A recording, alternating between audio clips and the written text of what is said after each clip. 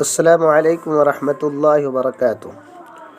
بہت ہی افسوس کے ساتھ یہ میں خبر سنا رہا ہوں کہ اسرائیل کے حملے میں مسجد اقصی کے سابق امام کو شہید کر دیا گیا ہے۔ انا للہ و انا الیہ راجعون۔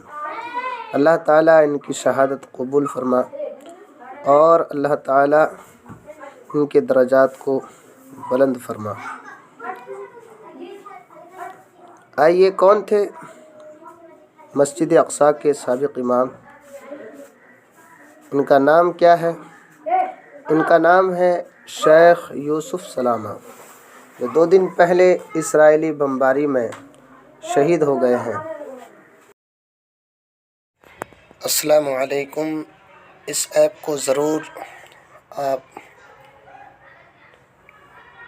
ڈاؤن لوڈ کریں۔ السلام علیکم۔